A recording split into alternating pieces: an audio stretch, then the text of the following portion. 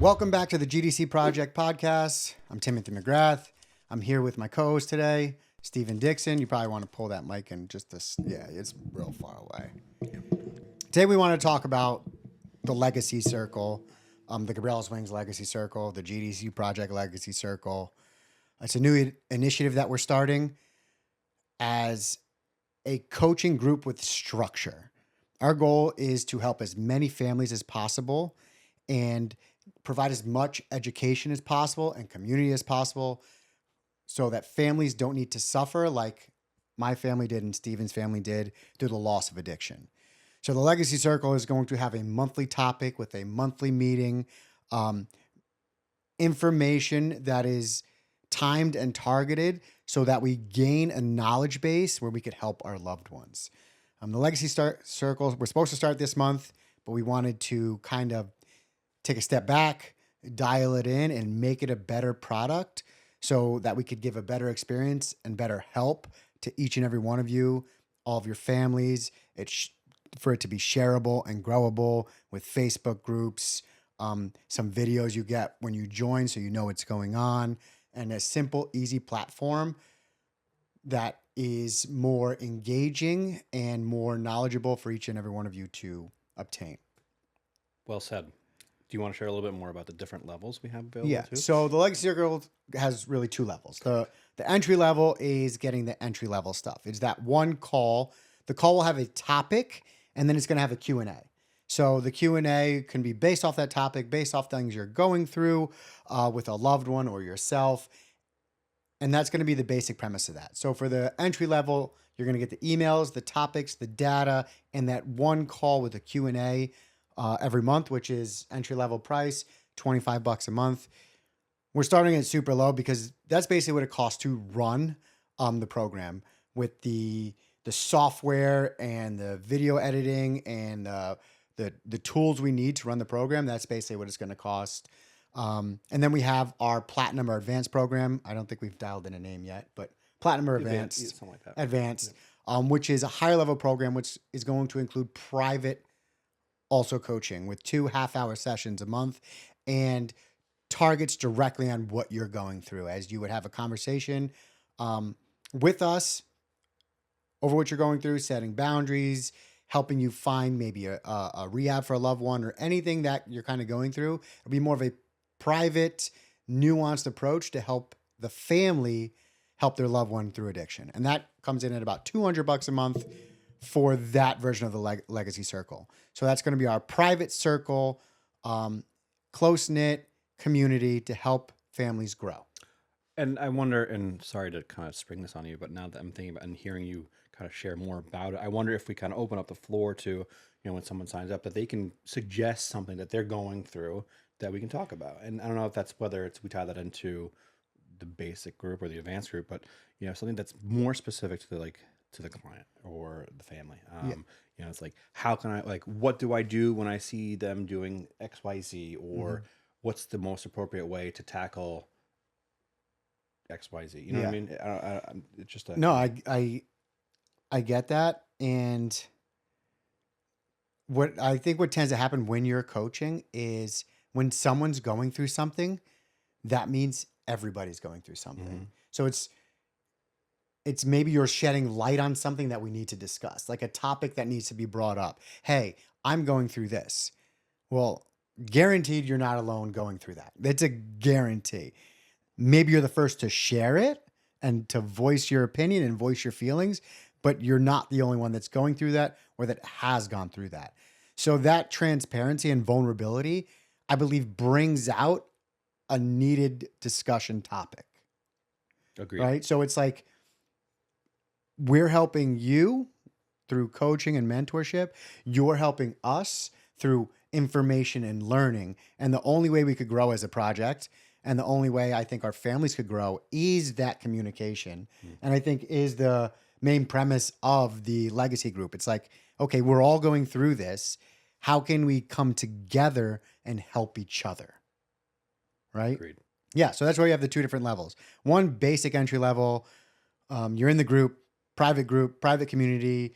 And then the next level is, okay, I need some extra attention. I want some personal time, some extra attention, and that's where we get into the next levels. So pretty basic 2-level system. I like it. Any other thoughts on the No, I think information? I'm kind of thinking about, and we think about how this might kind of dovetail into what we were kind of talking about earlier about, something that everyone's going through. Like, I think I can, in the top of my head, obviously I would not name them, but I can think of 3 people that are, including myself, that are struggling with a different kind of off-brand, off-topic situation. But it's just funny because, like, I brought it up and I was comforted by the fact that someone else was going through, the same situation with like eating and food and exercise that I had been going through. And then I talked and find out that other people are going through the same thing. And I know you're working with some folks that have some, pretty strong and aggressive goals. And I think it just, it's always, I think we're always kind of brought back to the fact that, again, we think that like we're the only people that are going through something. It's not the case. Like, and it's nice sometimes to kind of be reminded, like, we're all human. We're all going through stuff. Again, I think it's just, it's comforting sometimes to know that, like, I always remember this phrase from a couple years back. Like, it's okay to not be okay. Like, we're all going through stuff. We're all struggling with something, like whether it's money or, future goals, no matter how serious or unserious, like we're all, there's no like finish point to all this stuff. Like, we're always consecutively and constantly growing, constantly going through stuff. So, and it's okay to be knocked off your path. I think, again, what's important is just how you get back on track, how you fix it, how you just try. Yeah, I don't know. That's kind of really been top of mind for myself the past couple months, is like, I divulge into a bad habit of, retreating and eat, like, not necessarily taking the most healthy approaches to stress and anxiety. And, they're better than alternatives, however, but sometimes they're not. Like, being out of shape and unhealthy is not necessarily always, super good. So I don't know. Those are just things that are kind of been on my mind. Why do you think this is not just like the fitness and weight loss, Mm. but why do you think when people are struggling, they revert to like themselves? Like, retreat. Yeah, like you talked about retreating. I know I do it too. It's like when I'm struggling, whether it's mentally, emotionally, it's like Mm. I just want to be left alone. I don't want to tell anybody. Like, it's secretive. Like, you're struggling. You don't want anyone to know. And then like that's why kind of food or drugs comes in, because you kind of like hide and go alone and into your own space, into your mind, and kind of like retreat out of society while you're going through it. Why do you think that is? I think it's a combination of a guilt and shame approach. When we feel shame, there's so many, and I get goosebumps kind of talking about it, because even to this day, like, I'm shameful of like being so in shape and then like being out of shape. And it's like, I want to obviously like not, it's also easier. You know what I mean? Like, when we get in that scared, frantic state, I think we want to choose what's just easiest. And I think it's easiest just to retreat. It's easiest to hide. It's easiest to just keep the world at bay. You know what I mean? I'm gonna ask you, why do you think it's easier? Because the hard things, like showing up, like being accountable, like trying, Hmm. sometimes feel so daunting. You know what I mean? Mm-hmm. Yeah, the retreating and hiding things a weird thing for me, because even if we think about this group, it's like you need to be vulnerable and like kind of say what you're going through, right? We're talking the legacy circle. Hey, I have a loved one that's going through this, and I know with like I talked with my mom. My mom's always been kind of vocal about it, and I think she's helped a lot of people, just by having a conversation, not really knowing what to do, but hey, like me too, like I'm going through this shit. As where like when you think about yourself, you don't want to like you don't want to tell people I'm really fucking struggling right now. Like, there's not many people that you could go to say that. Um, But isn't it comforting when they do, though? what?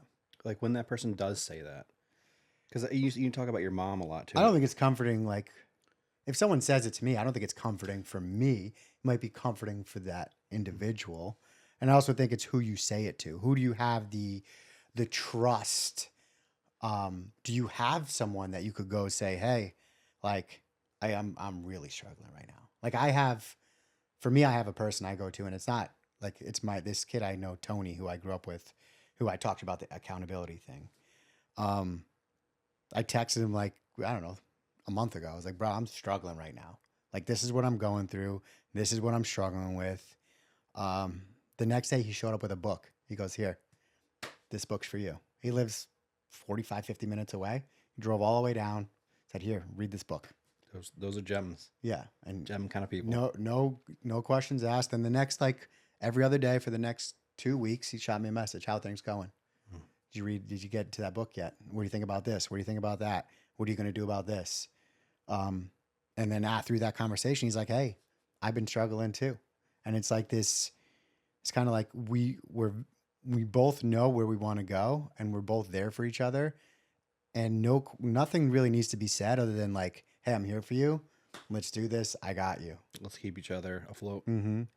I think a lot about my family too is obviously like throughout my own journey, throughout my family's journey, we've obviously gotten to a place where like we're very, and I think I disclose a lot of stuff to you as well. Like I always tell you like, hey, I'm having like a bad week, and trying to get back on track, and I'll say the same thing to my parents. So I'm like, hey, like shit is fucked up right now, and they're like, what do you want to do about it? And my dad has this like, and so does my mom, like they have this keen ability to just like suggest or say or provide like the one thing that like you didn't think you needed. Like your buddy like brought that book. Yeah. Like my dad will just like send something that like shows up in my door. He's like, this is what you need to do. I'm like, fuck. Yeah. You're right.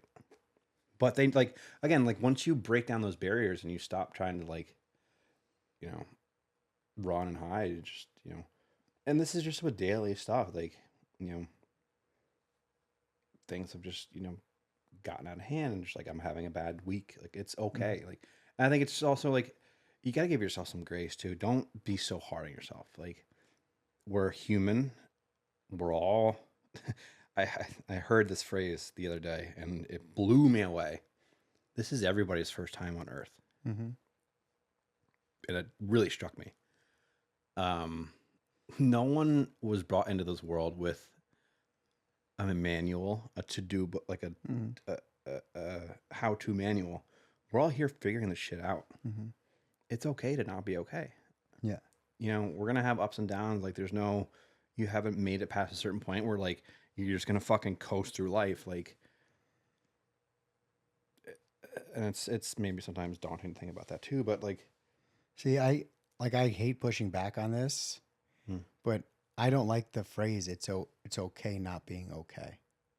I think maybe we're thinking about it in different ways. Yeah. Like I would say it's normal to not be okay, but I don't think it's an acceptable place to stay. I think no, and I'm not saying that it is. I think it's just more of like, don't beat yourself up or punish yourself because you're having a bad day. Yeah. It's okay. Like, I guess it's that feeling of like, when I think of like, oh, why am I having a bad day? Is there something wrong with me? Am I broken? No, I'm human. Yeah. That's all I'm saying. Yeah. Not that like I'm okay to stew in that for a fucking month. No, that's bullshit. But it's okay to sit back, take a moment, and recognize I'm not okay right now. Like I need to take a step back and refocus. That's all I'm saying. I think not to justify it, which might come off as that. Yeah, because we talked like before about language and using the F-bombs, but like language, okay, it may not be important swearing, but how you speak is very important. So for me, it's like, it's okay to not be okay. That means like, I'm accepting that I'm not okay. But in reality, I want to do the work to be better. I think we're thinking of it in different ways. Yeah, like it's almost like you have to finish that and then what? So like, it's okay to not be okay, and then like, as long as you do something about it. Yeah, and then you cannot sit there and whine for a fucking month. A year, That's 2 years, 5 bullshit. years. It's like, okay, I'm not okay. Because that's just enabling yourself. Exactly. So that's the point I'm getting. It's like, it's And okay not to be okay, but and then what? one of my favorite quotes is like, the magic, I know my skin, the magic you're looking for is in the work you're attempting to avoid. So it's like all the magic we want is in the work that we don't want to do. Or fear starts the immediate moment that you actually put action in place. Yeah. So or it's like fear stops, or fear is stopped by action. Yeah, it's like people looking for Ozempic to lose weight, right? It's the magic pill. There is no. I mean, Ozempic will help. So it's weird for me to think like as I get older, how like things change.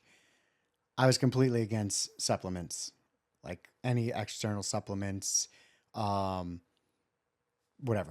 3 years ago, then I heard another quote or another person talking. It was like, why wouldn't you use a tool that will help you go faster?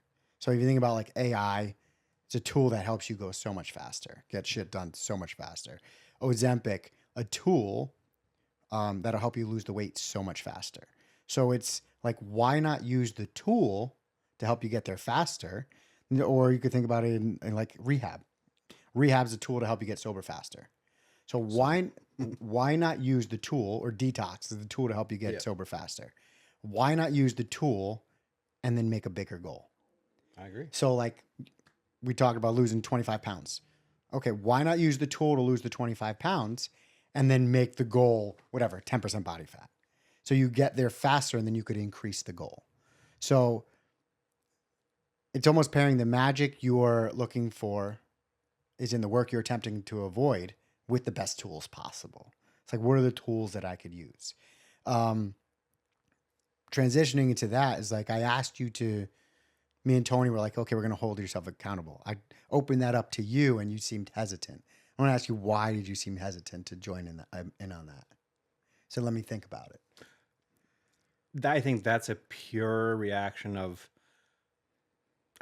I remember, and my approach is not necessarily the best, but I think like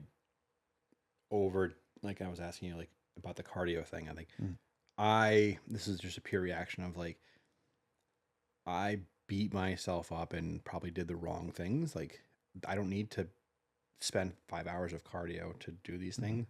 I think that was just more like I need to tweak my own approach type of thing. Like, Well, it doesn't working need to be with that you, hard. you're very like detail oriented, very type A, very all in or all out. 100%. Like, I can't do this fifth. Like, Yeah. I have to be either dialed in or it just, I know I've gotten this point in life. Like, I know how I work. Yeah. So if that's the case, what do you think the best approach would be for you? Probably a balanced approach, but No. we're skipping that. Okay, good. Not like I'm type A, detail oriented, All in or all out. all in or all out. You like structure. So knowing those things about you, do you think trying balance would? No, it's not going to work. So it's like, that's why I like the minimal effective dose. You can go on and using the tool, ChatGPT. I got 30 minutes a day. My goal is to lose 25 pounds. I got whatever, 3 days a week. That's structure, right? And then it'll give it to you in 10 seconds. And then you just have to follow that structure. Where I think you're going to have an issue is you want that to be 7 days a week, not 3 days a week. So I always like to think minimal effective dose. What's going to be the minimal effective dose that I could do daily? And then repeat that. And I think we talked about that before. But I'm also, like, our personalities are different, whereas like I just like to stick my toe in. The minimal effective dose. With everything I do, I just stick my toe in other than my priority. I focus all mine on that and everything else just gets a little bit of toe and I'm scared to commit. And I mean, I could dial back in why, but I think it's much easier for me to do the minimum effective dose than fully commit to things. Interesting. And I've always tried to come back to this, and I'm like, dude, you know yourself. You know you're not gonna do it. Like, stop bullshitting. I mean, listen, there are some things and I know we preach and practice a mentality of, you know, being flexible and being open to change. There are also just some things that like I know about myself that like aren't going to change. Like we know we know how we each approach things, and I also there are parts. I mean, like I love that approach too because like I know that like I have not yet said to date that like I'm gonna try to diet or I'm gonna try to exercise because I know I need to keep myself accountable. So like, but once I say I'm gonna fucking do something, I'm gonna do something. Go back to that language. What is try? Attempt.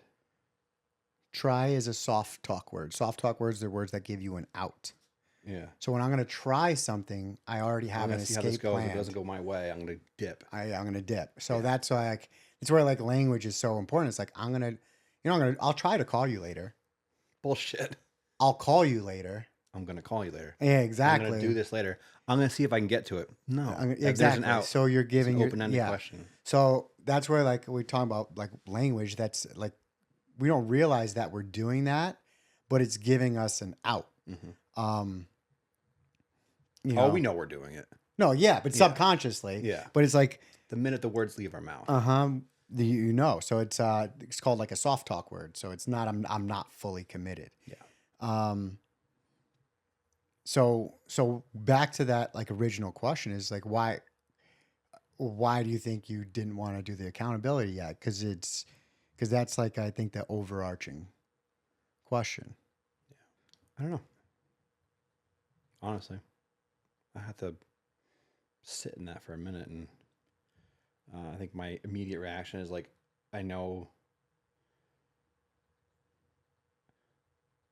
then this is a bullshit approach, but like I know the road is gonna be hard, but also the other road's not so fucking easy either. Where like there's always that phrase like, being poor is hard, being rich is hard. Choose your hard. Being fat is hard. Being skinny is hard. Choose your hard. So what do you think the main thing you're struggling with right now is in this moment? Maybe it's satisfaction or being at ease. I think I feel very sometimes like uncomfortable. So like I'll react and like, then I'll just like randomly go for like a 2-mile run or 2-hour run. I'm like, I don't need to do that. Like maybe I'm still just kind of retraining myself to, I don't know. What makes you uncomfortable? Haven't gotten there yet.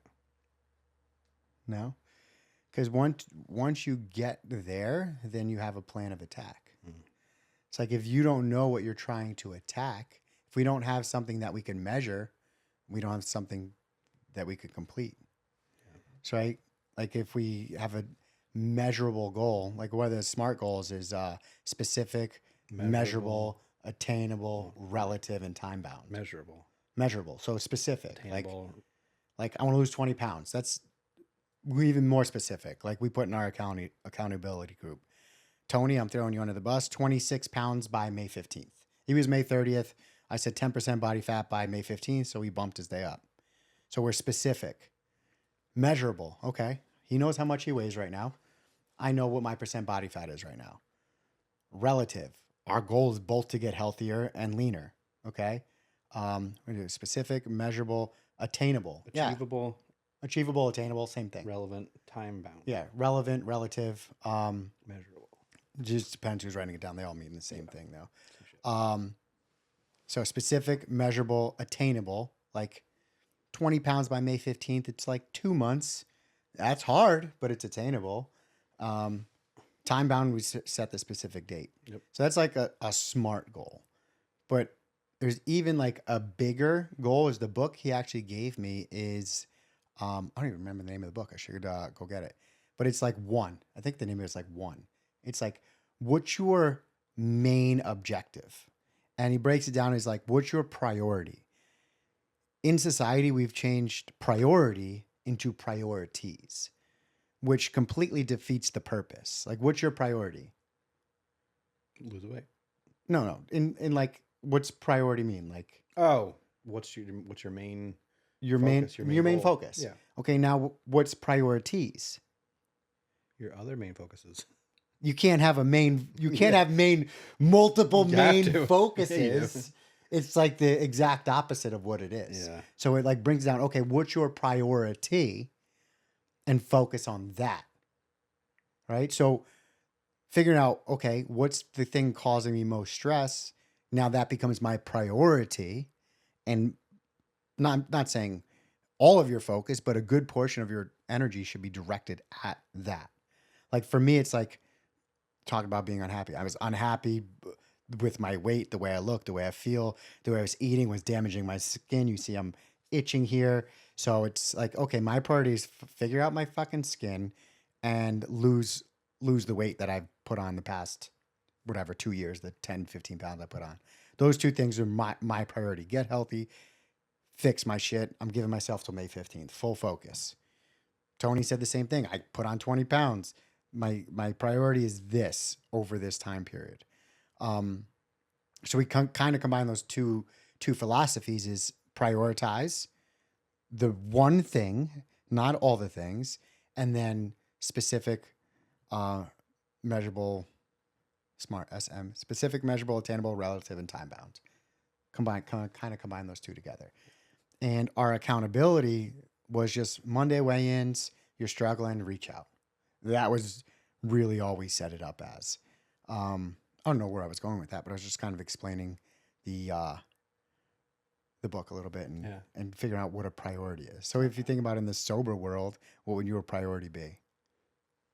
Probably not do whatever I was doing. Yeah, find sobriety. Which sometimes is, yeah. Again, I always, we were talking about that, the brain chemical change the other day, and like I Googled it again, just it was and like, it's literally like someone going into like, you ever seen those old switchboards where you direct a call, you like take out a plug? Yeah. It's like taking all the fucking plugs and just rearranging them. And I'm like, holy shit, like that's just, so we always, at Shatterproof, and like we always talked about how, it's a brain disease, and it's just the scientific data is there. And we know that, but when you actually like sit down and read it, it's fascinating. And even for us who have been doing this kind of like work for years, it just, and then we that kind of makes it make sense in a little way, because you see someone do something, you're like, what the fuck? Like, why are you doing this? It makes no sense, because it doesn't make any sense. It's not supposed to. Like, it's literally, it's like their wiring is just fucked. Yeah. You ever hear of this? I think it's recognized now as an eating disorder, BED, binge eating disorder. No. Sounds like me on a Sunday night, though. I believe I thoroughly have that. Because right now, like, I haven't eaten, and yesterday worked out, went home, ate, I had a salad with some steak, and I haven't eaten in 24 hours. So like, I'm ready to eat anything right now. And why haven't you eaten in 24 hours? No reason, just happened. Just happened? Yeah. So no intention behind it? No, we my girlfriend wanted to get something not so healthy for dinner, so I lightly indulged in that. I didn't go full on, but I just didn't want to like feel gross when I wake up, and like it throws off my sleep, and I want to sleep more, and so I just didn't want to throw the entire train off the bus or train off the trails, whatever. Yeah. Rails. But like I know I need to go home and like just go get some fucking protein. Like, what's nice is like we did all that stuff so many years ago, where we I relearned the structure. It was basically that Renaissance periodization diet, but like it really taught me a lot about macros. And Joe was doing that macro thing with the gym, and you were doing the macro thing, and just like I now know like the quality and quantity I need to put in, which is completely reshaped. Like, I wish I knew that stuff 10 years ago, because if I knew to just pack myself with protein and no carbs, like I could just cut. How many grams of protein you having? Probably not even close. I mean, I know I need at least 215. Yeah. I'm probably not even getting 100. But we also know that like when you're fully dialed in and you're eating 200 grams of protein a day, that's a lot of protein. But what happens when you eat 200 grams of protein? You're less snacky. You're less peckish. It's this thing called the protein leveraging hypothesis. What's that? The hypothesis states that you will continue to be hungry until your body's met its protein needs. I 100% believe that. So if your body needs 250 grams of protein, you're going to be hungry until you've met that. Yeah. So, And sometimes it feels like you're really stuffing your face, mm-hmm. but I mean, you're stuffing your body with good stuff, not you're restructuring and recalculating your cells to purge the shit that it's holding on to. Well, our body's built off protein. It's not built off carbs and fat. No. So protein's like the structure of all of our cells. And we can't have both carbs and fat. We only have one. You can. A little bit of both. Yeah, you can. They have to be in flux, I think, of each other. Yeah. I mean, it depends. Like, there's so many, like, that's why nutrition's so hard. There's so many variables. Mm-hmm. But once you find out what works for you, yeah, hold on to that. Yeah, and the thing is, you just have to do it. Food's too addicting, like we were talking about before. Food's addicting. Gas station heroin. It's right next to the Snickers. Snickers is gas station heroin, too. Not for me, because I'm allergic to nuts. So, well, all right. Twix. Yeah, Twix too. It wouldn't be Twix for me. Like talking about my binge eating disorder, I've been really strict on my diet. Do you want to know what I did the other night? What? I went to the supermarket and got a whole big Breyers thing of ice cream. Destroyed it? The whole thing. How'd you feel after that? I came home and had some popcorn and chips. So and just open the floodgates. Open the floodgates. So what do you think your personal approach? And again, I don't think there's a one size fits all model here, but I'm just curious, what do you think your approach should be? My approach that always works for me is avoid sugar. Okay. Sugar is a drug. Yeah, but my sugar includes rice, pasta, sugars, potatoes, carbs. Pretty much vegetables don't bother me. Like vegetables won't trigger it. Honey doesn't trigger it. What about fruits? Fruits normally don't trigger it. So it's depends what it is. But if I get into like rice,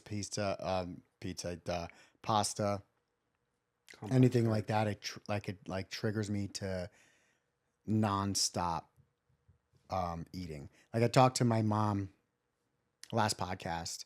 We were talking about Chandler from Friends, Matthew Perry. I didn't remember his name last time, but I had to Google it after the episode was over. But he was interviewing this British journalist, or the journalist was interviewing him, and there was this guy said addiction is a willpower disease, and Chandler was fighting him. And not fighting, but they were having a little argument, and like I keep calling him Chandler, but Matthew Perry was like, he's like, okay, you're right. I have choice over my first drink.